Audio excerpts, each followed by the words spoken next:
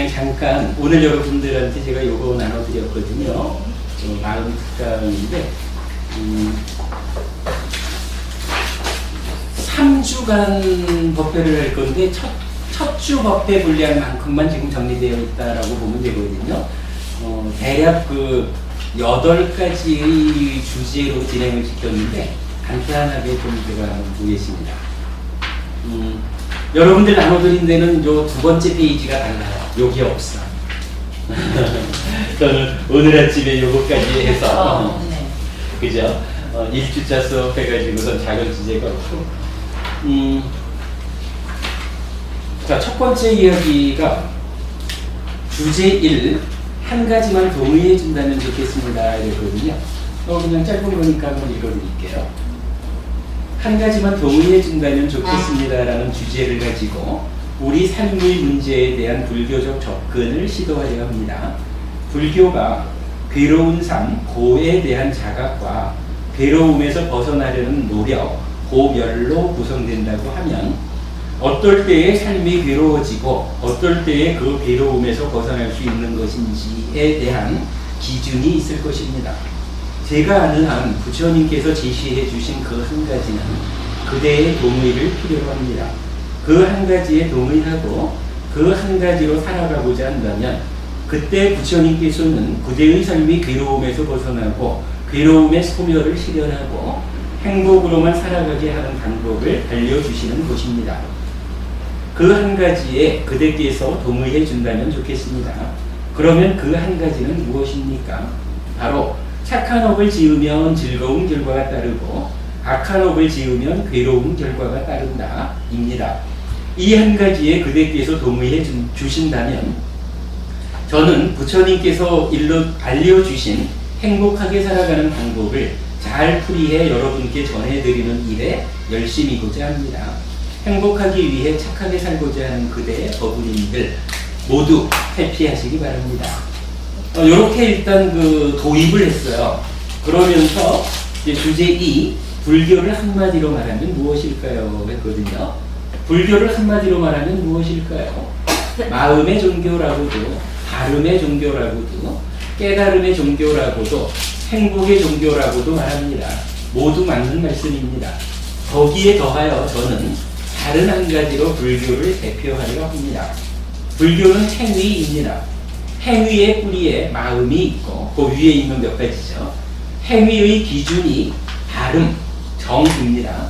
행위의 지향점이 깨달음이고 행위의 결과가 행복입니다. 그러기에 업인 과보, 업을 원인으로 과와 보가 생김이며 업은 마음을 원인으로 하는 행위인 것입니다. 그러기에 그대께서 착한 업을 지으면 즐거운 결과가 따르고 악한 업을 지으면 괴로운 결과가 따른다는 한 가지에 동의해야 한다고 하는 것입니다. 회피하십시오. 이랬어요. 그래서 일단 우리가 공부를 하자. 우리 삶을 한번 시각을 가지고 쳐다보자라고 한다면 뭐니 해도 내가 착한 일을 하면 좋은 일이 생기고 악한 일을 하면 나쁜 결과가 생긴다 라고 하는 요 부분에 대해서 동의하는 요런 자세가 필요하다. 거기서부터 공부가 시작되는 것이다. 이렇게 이제 도입을 했고 요 도입에 의해서 뭐 여러분 요 그림은 우리 많이 보는 거죠. 업의 개념. 근데 요 업의 개념을 불교의 중심 이렇게 말하는 거예요. 좀 전에 주제 2에서 말했듯이 불교를 한마디로 말하면 무엇입니까? 행위입니다. 이렇게 말하는 거죠. 그렇게 해서 이제 넘어가면 이제 주제 4번이 주제 3번 이렇게 말했거든요. 앞에 그림이 찌따를 원인으로 몸과 말과 만으로 행위합니다. 즉 행위의 원인 주체는 찌따입니다. 이랬거든요. 근데 이 찌따는 뭘까? 라는 부분이에요. 간단하게 적어본 거예요. 뭐 우리가 이제 아뜨만이라고도 하고 아라고도 하고 진아, 참나 다양하게 부르지만 표현하자면 원래 있는 거, 찌따는 원래 있는 거 아닙니다. 형성된 거, 즉 조건 지어진 것이고 연기된 것입니다. 그러니까 내 삶의 원인, 주체가 되는 요 찌따라는 요 마음이 어떤 그 아뜸한 식으로 고정불변의 실체 본질적인 것으로 딱 있는 그거 아닙니다. 그러니까 마음에 대한 이해의 첫 번째 그겁니다. 요 얘기죠. 그리고 이렇게 형성된 것이라면 찢다가 어떻게 형성됩니까? 요 얘기죠. 그런데 사실은 경전은 한 군데에서 이 찢다가 형성됐다라는 부분을 설명해 주죠. 우리가 자주 말하는 거지만 산과 수가 찢다의 형성작용입니다 라고 설명해 주죠. 요거는 뭐 우리가 자주 말하는 거지만 여기서는 그냥 결론을 딱 제시해 준 거예요. 상과 수가 찢다를 형성합니다. 뭐 거기에 대한 이제 그 경전들이 있고, 그 다음에 이제 넘어가면 이제 여기서 뭐 제가 정말로 하고 싶은 이야기를 하는 거죠. 그런데 정말 부처님께서도 그렇게 생각하신 것일까? 이래가지고, 찢다가 무엇입니까? 원래 있는 거 아니고 형성된 겁니다. 어떻게 형성됩니까? 상과 수가 찢다를 형성하는 작용입니다. 즉 상과 수에서 찢다가 형성됩니다. 이렇게 말하는데 우리가 이해하기로 경전이 그렇게 알려주는데 사실은 불교계에서는 오랫동안 오해가 있었죠. 고참 테라와다 불교의 커다란 동문이라고 해야 되는 부타고사 스님께서 이 부분을 잘못 해석한 거죠. 상과 수가 찢다를 형성한다라고 말하지 않고 찢다에서 상과 수가 형성된다라고 방향을 거꾸로 본 거죠. 그러다 보니까 여기에서 사실 의미를 부여하면 참 중요한 게 내 삶의 행위의 원인 주체가 찢다거든요. 요 찢다가 어디서 온 거냐? 원래 있는 거 아니잖아? 라는 그 부분을 경전이 딱 한 군데에서 상과 수가 찢다를 형성하는 겁니다 라고 찢다의 조건 지어진 연기된 형성되었다라는 걸 말해주는데 요거를 방향을 거꾸로 딱 설명을 해버린 거야. 요걸 방향을 거꾸로 설명했다라는 그 순간에 이제 가장 중심이 되는 요 찢다 요 마음이 어디에서 온 건데? 라는 그 부분에 대한 답이 실종되어버린 거예요. 찢다가 어디에서 온 겁니까? 형성된 거 맞습니까? 형성됐다 그러면 어떠한 것을 조건으로 형성됐는지 설명해 보십시오 라고 하는 이 질문에 답할 수 없게 되어버린 거야. 어쨌든 우리가 그걸 풀었죠. 그 내용 이제 쭉. 그래서 그 부분에 대해서 부타고사 스님은 그렇게 말씀하셨지만 그런데 정말 부처님께서도 그렇게 생각하신 것일까? 요런 한 가지 의문을 일으켜가지고 이 방향을 돌려세웠죠 우리가. 그리고 이제 그 밑에서 뉴턴은 사과가 떨어지는 것을 보고 만유인력의 법칙을 발견하였다. 물질 문명사의 큰 획을 긋는 발견이었다. 우리는 정말로 부처님도 그렇게 생각하셨을까? 라고 하는 하나의 의문을 제기함으로써 찢다의 형성 과정을 밝혀냈다.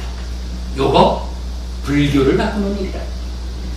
불교가 바뀐다라고 하는 것은 인류의 정신 문명이 바뀌는 것이다.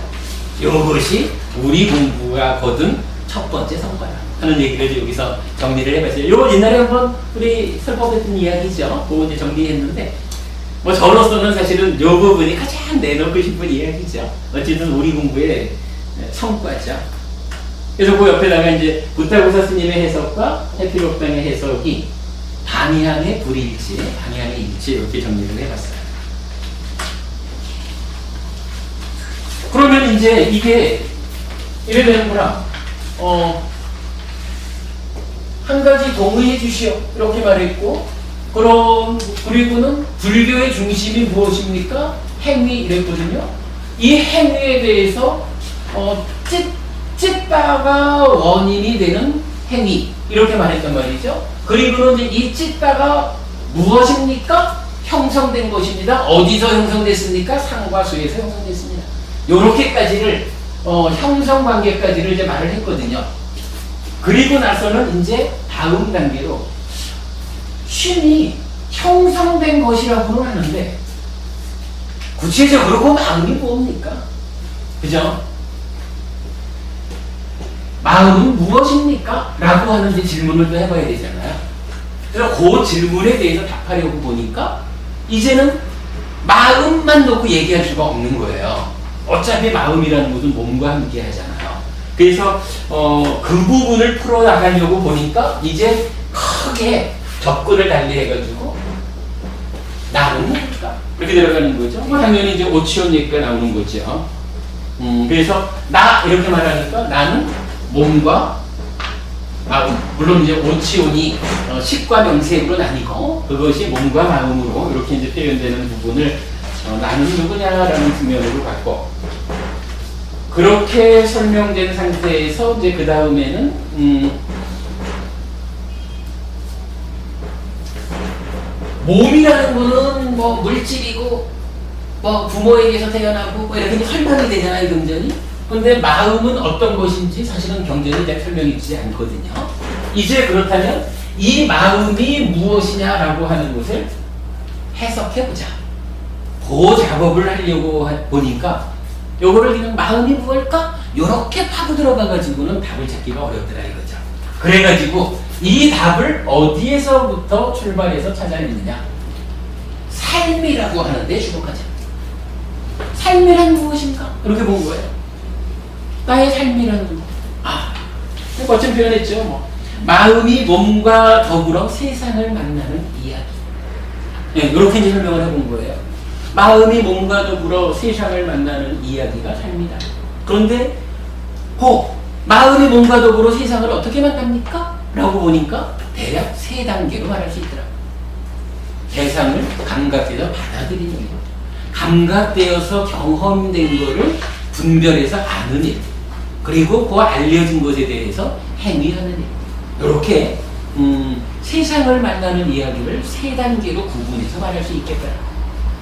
그리고는 삶이라는 게 그런데 그 상태에서 몸과는 다르게 뭔가 한마디로 설명되지 않은 마음에 대해서 경전이 유별난 이야기를 하는 거예요. 어떤 이야기?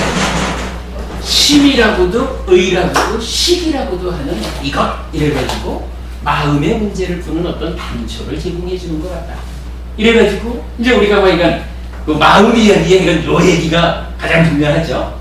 찌따라고도 만호라고도 민냐나라고도 하는 이것 이래놓고는 그러면 찌따와 만호와 민냐나는 동일한 것인가?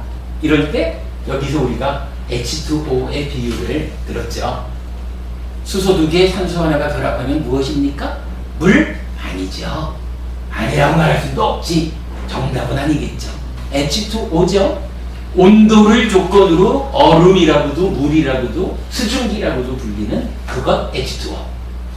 이렇게 물이라고도 그러니까 얼음이라고도 물이라고도 수증기라고도 불리는 H2O라는 말이 그 의미를 보면 경우에 따라서는 온도라고 하는 조건에 따라서 얼음으로 물로 수증기로 불린다라고 하는 이런 것을 포함할 수가 있어요.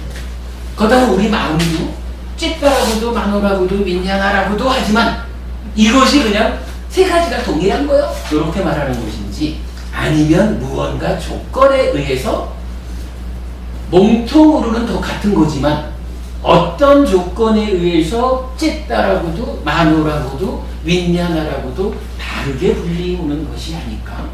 그러면 만약 그것이 타당하다면 이 조건 관계를 바르게 알아요. 마치 얼음과 물과 수증기를 온도라고 하는 조건을 바르게 알아야 관리, 활용이 바르게 돼서 괴로움을 만들지 않듯이 동일하게 마음이라는 것도 찌따로 불릴 때, 만호로 불릴 때, 민냐나로 불릴 때 어떠한 각각의 조건에 의해서 다르게 불리는 거라면 이 조건 관계를 바르게 알아야 찌따일 때는 찌따에 맞게 관리하고 활용하고 만호일 때는 만호에 맞게 관리하고 활용하고 민냐나일 때는 민냐나에 맞게 관리하고 활용해야 내 삶이 퇴보하지 않고 향상하는 것은 아닐까. 괴로움을 만들지 않고 행복을 만드는 것은 아닐까. 이 부분을 주목한 거죠. 그리고는 우리 삶의 이야기, 마음이 몸과 더불어 세상을 만나는 이 경우하고 견주어 보니까 아 참으로 만어라고 하는 것은 몸과 더불어 세상을 직접 만날 때에 그렇게 불리더라.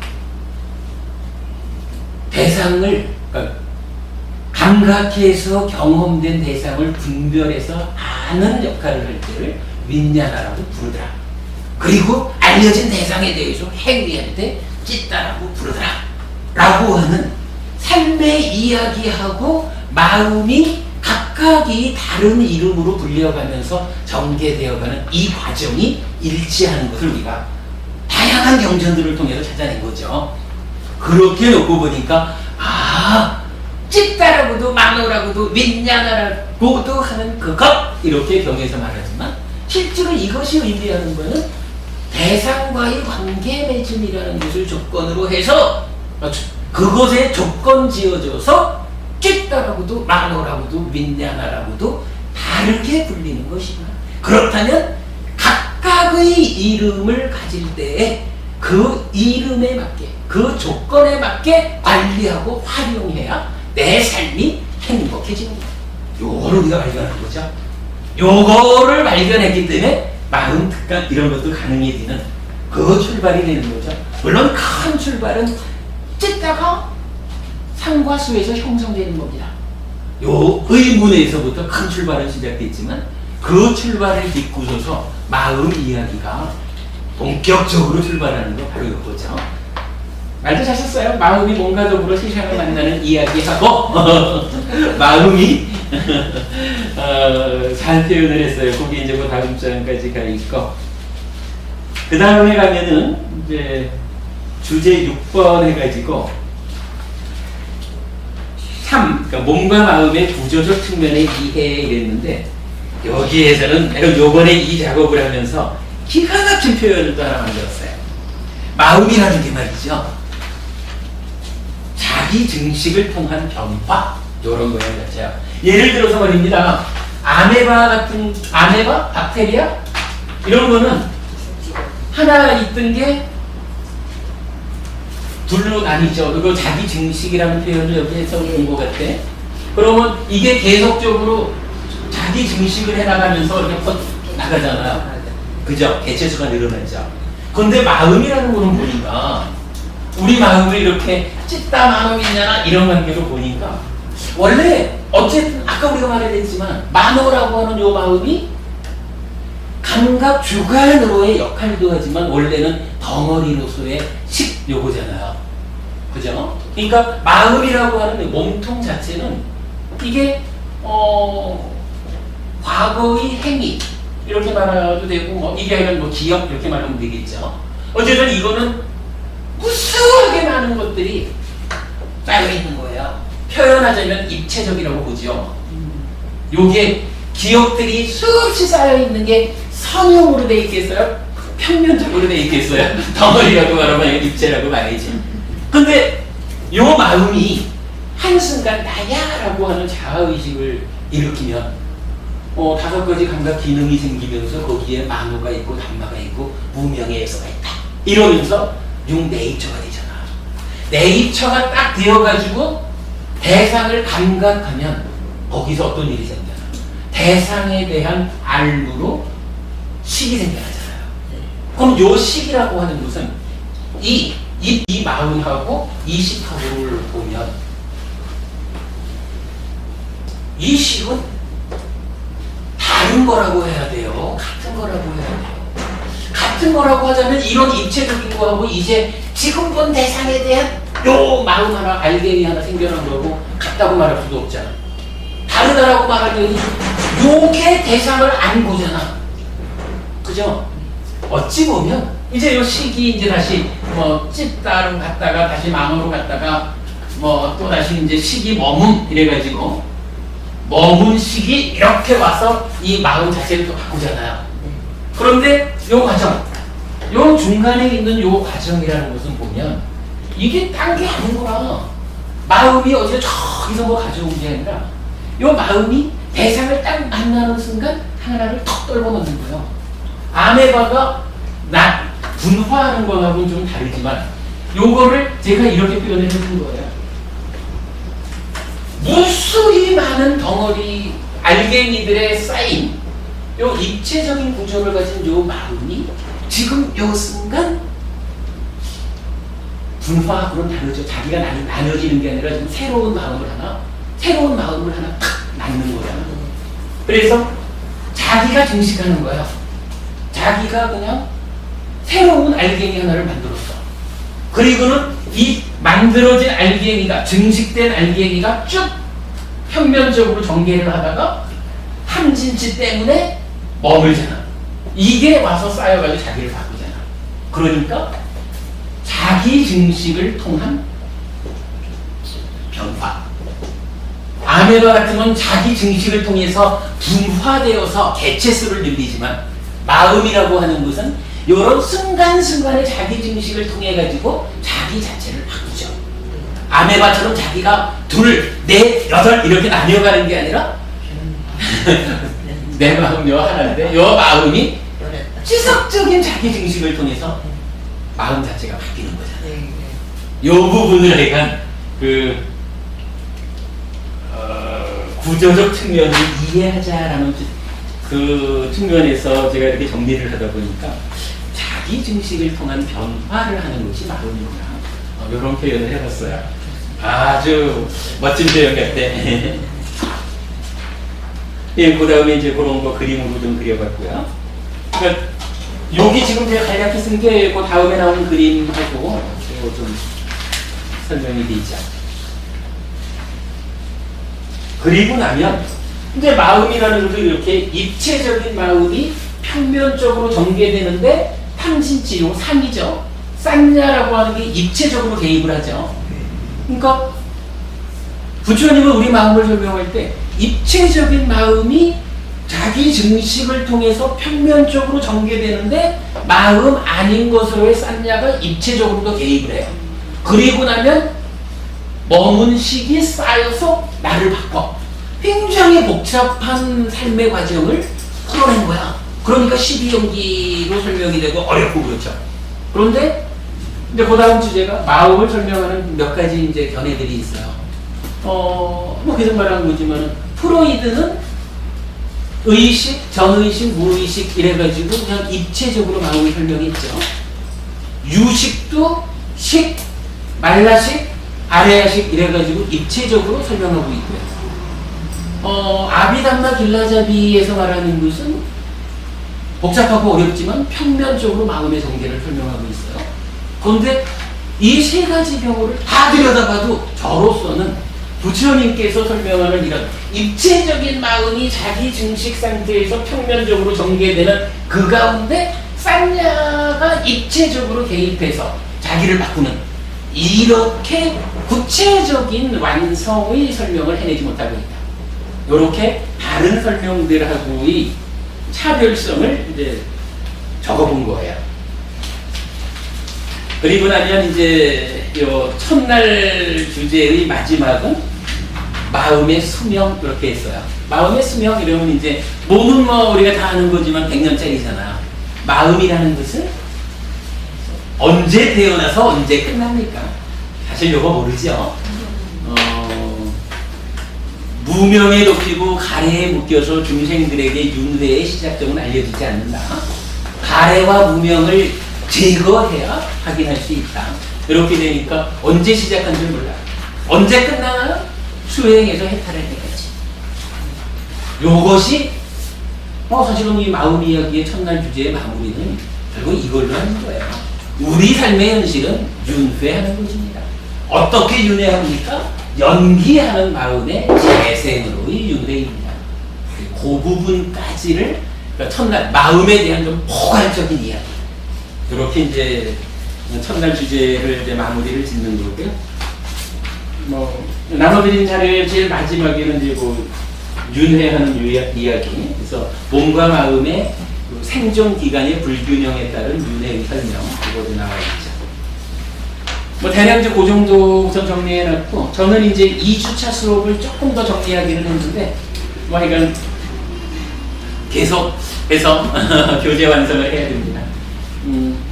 시간이 좀 남길래 그 마음 특강에 대한